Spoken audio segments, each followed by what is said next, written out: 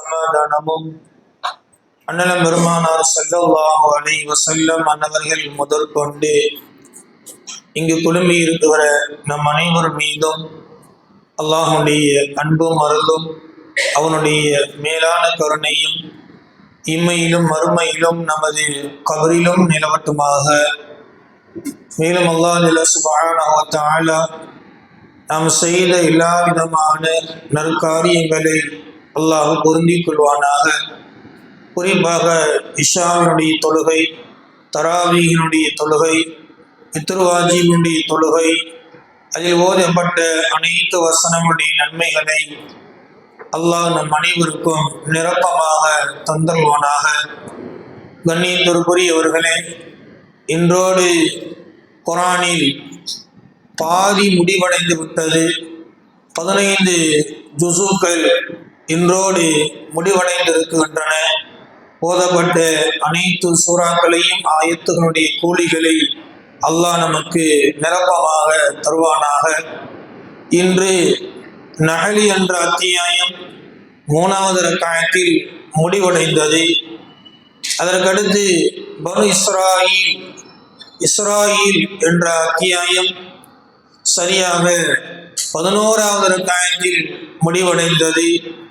அதற்கடுத்து கஹ்ஃப் என்ற குகைவாசிகள் என்ற அத்தியாயம் ஓதப்பட்டிருக்கிறது. இன்ஷா அல்லாஹ் நாளை அது நிறைவு பெறும்.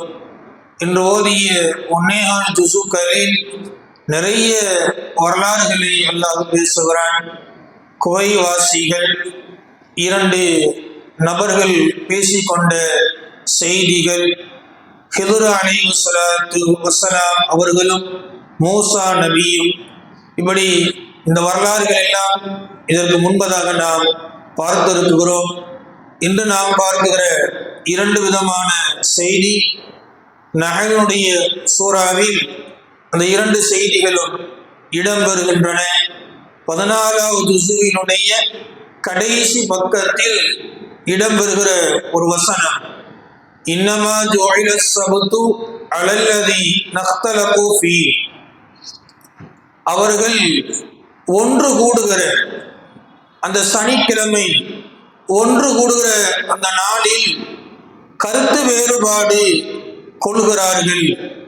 அது சம்பந்தமான தீர்ப்பை கியாமத்தில் நாம் அளிப்போம் என்று அல்லாஹ் சொல்லுகிறான். சனிக்கிழமை என்ன பிரச்சனை? ஏன் கருத்து வேறுபாடு கொடுக்கிறார்கள்? அந்த சனிக்கிழமை யாருக்காக இறங்கியது? அவர்கள் என்ன செய்தார்கள் என்று எடுத்து பார்க்கிற போது அபூ ஹுரைரா ரலியல்லாஹு அன்ஹு அவங்க அறிவிக்கிற ஹதீஸ் நீங்கள் கேள்விப்பட்டிருப்பீர்கள். சனிக்கிழமை சிறப்புக்குரிய நாள் யூதர்களுக்கு, நமக்கு வெள்ளிக்கிழமை நமக்கு பெருநாள்.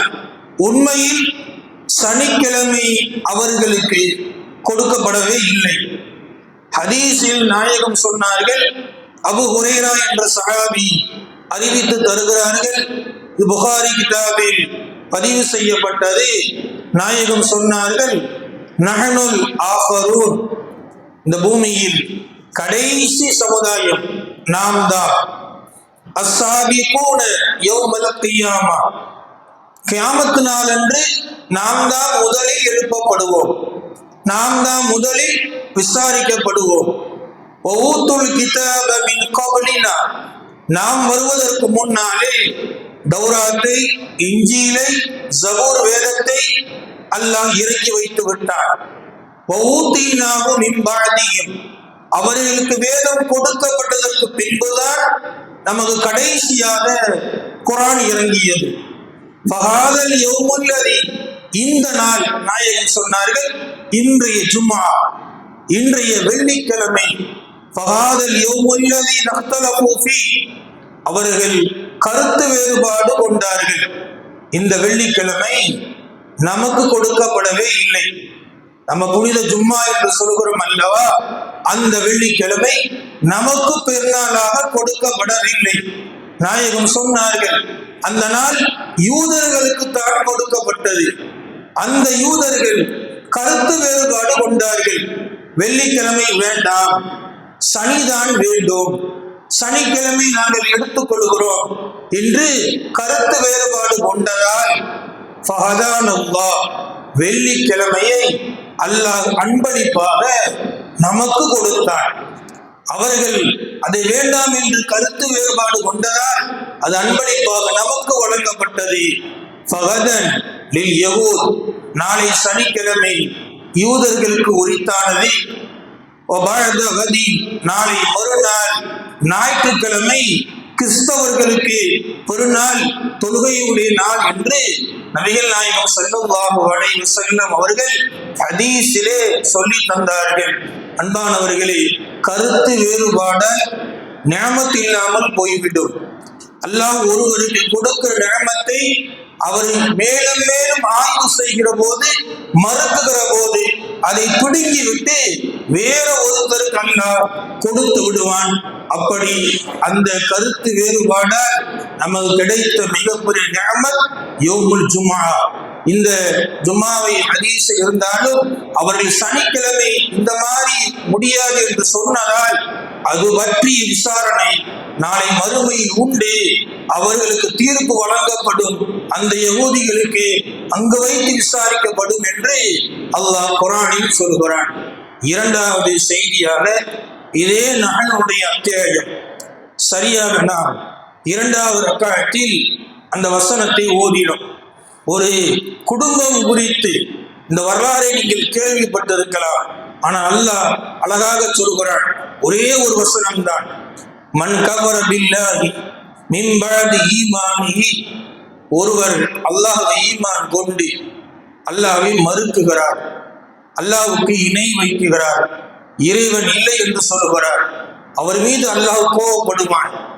இல்லா மன் உக்ரிஹ வ கல்புஹு முத்மஇன்னும் பில் ஈமான், ஆனால் மறுக்குகிற ஒரு மனிதர், அல்லாஹ்வை இறைவன் இல்லை என்று சொல்லுகிற ஒரு மனிதர் தானாக சொல்லவில்லை, பல பேர் நிர்பந்தப்படுத்தியதால், வற்புறுத்தியதால், வேதனை செய்யப்பட்டதால், வேற வழி இல்லாமல் அவர் அந்த மாதிரி சொல்லுகிறார். அவருடைய உள்ளத்தில் ஈமான் நிம்மதி பெற்றிருக்கிறது. அப்படி சொல்லிய அந்த மனிதன் மீது குற்றம் இல்லை. யார் உள்ளத்தால் வெளிப்படையாக நிராகரிக்கிறாரோ அவருக்கு மிகப்பெரிய வேதனை உண்டு என்று அல்லாஹ் குர்ஆனில் சொல்கிறார். யார் அந்த மனிதர்? யார் நிர்பந்தப்படுத்தப்பட்டார்?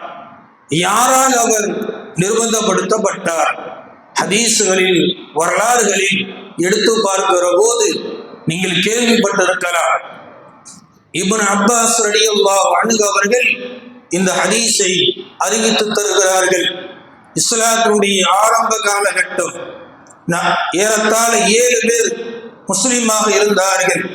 நாயகத்துடைய குடும்பம் அல்லாமல் ஹதீஜா ரலியல்லாஹு அன்ஹா, அலி ரலியல்லாஹு அன்ஹு அவர்கள், இவர்கள் அல்லாமல் 7 பேர், அபூபக்கர் ரலியல்லாஹு அன்ஹு அவர்கள், பிலால் ரலியல்லாஹு அன்ஹு அவர்கள், கப்பாப் ரலியல்லாஹு அன்ஹு அவர்கள், சுஹைப் ரலியல்லாஹு அன்ஹு அவர்கள், அம்மார் ரலியல்லாஹு அன்ஹு அவர்கள், யாசிர் ரலியல்லாஹு அன்ஹு அவர்கள், சாலிம் ரலியல்லாஹு அன்ஹு அவர்கள், இப்படி இஸ்லாத்தை ஆரம்பமாக ஈமான் கொண்ட மக்கள்.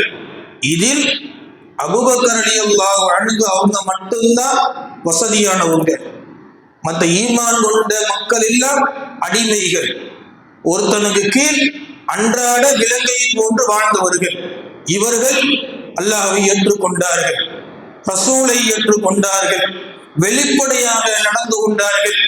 உங்களுக்கு தெரியும், அபூ ஜஹல் சுமையாவையும் அம்மாரையும் யாசிர் ரலியல்லாஹு அன்ஹு அவர்கள், இவர்கள் எல்லாம் ஒரு குடும்பம். இவர்கள் இஸ்லாத்தை ஏற்றுக்கொண்டதால் எப்படி பிலால் ரலியல்லாஹு அன்ஹு அவங்க நோவினை செய்யப்பட்டார்களோ, சுடு மணலில் வேதனை செய்யப்பட்டார்களோ, காய்ச்சி இரும்புகள் அவர்கள் மீது துளைக்கப்பட்டதோ, அதுபோன்று இந்த குடும்பம் நோவினை செய்யப்பட்டது. நாயகம் ஸல்லல்லாஹு அலைஹி வஸல்லம் நடந்து போறான்.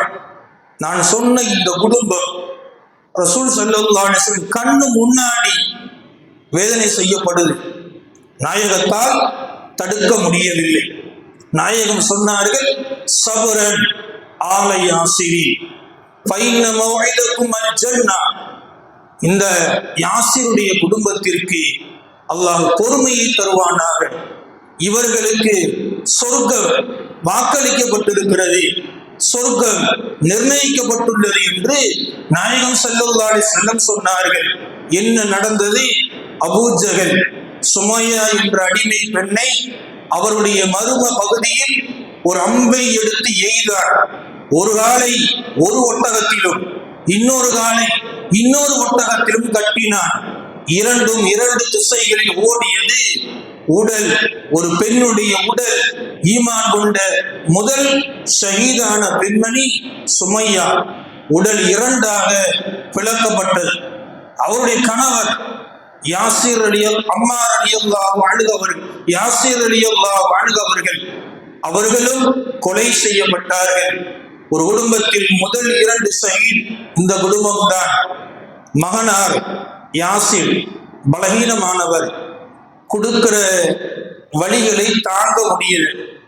நீ ரசூல் ஸல்லல்லாஹு அலைஹி வஸல்லம் அவங்களை திட்டிரு, சிலைகளை புகழ்ந்து பேசு, உன்னை விட்டுடுறோம். வழிதாங்க முடியாமல் யாசிர் அவர்கள், அம்மார் இப்னு யாசிர் அவர்கள் சொல்லிடுவாங்க. உடனே இந்த செய்தி பரவும், இந்த மாதிரி இவர் காஃபிர் ஆயிட்டாரு, இப்படி சிலைகளை புகழ்ந்தும் நபிகள் நாயகத்தை இகழ்ந்தும் பேசிவிட்டார் அப்படின்னு சொன்ன உடனே அந்த சஹாபி நாயகம் ஸல்லல்லாஹு அலைஹி வஸல்லம் மட்டும் வருவார். வந்து அழுது கொண்டே நிற்பார். தாய் மரணம், தந்தையும் மரணம், வலி வேதனையோடு வந்து சபையில் நிற்குகிறார். ஸல்லல்லாஹு அலைஹி வஸல்லம் அவர் கேட்டாங்க, கைவ தஜிது கல்பக, உங்களுடைய உள்ளத்தில் நீங்கள் என்ன நினைக்கிறீர்கள்? யா ரசூலல்லாஹ், வழி தாங்க முடியாமல் வேற வழி இல்லாமல் நான் உங்களை ஏசியும் சிலைகளை புகழ்ந்து விட்டேன். என்னுடைய உள்ளத்தில் முத்துமஇன்னுன் பில் ஈமான், இந்த வார்த்தை குர்ஆனில் வருகிறது. அந்த வார்த்தையை தான் சஹாபியும் சொன்னார்கள்.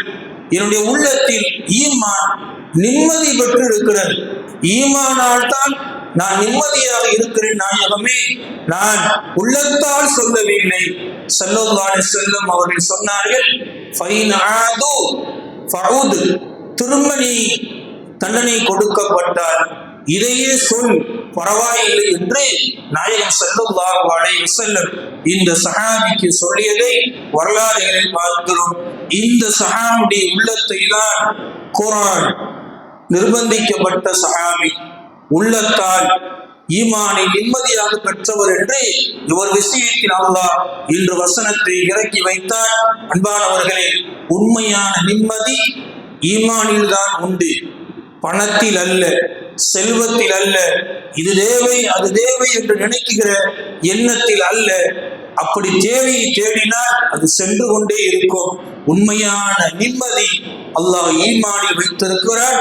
அந்த ஈமான் அல்லாஹ்வுடைய இறைவன், இறை தூதர் நபிகள் நாயகம் ஸல்லல்லாஹு அலைஹி வஸல்லம் அவர்கள், அன்பானவர்களே, அந்த ஈமானுடைய சுவையை சுவைத்து உணர்ந்து வாழுகிற நன்மக்களாக அல்லாஹ் நம்மை ஆக்கி அறிவானாக.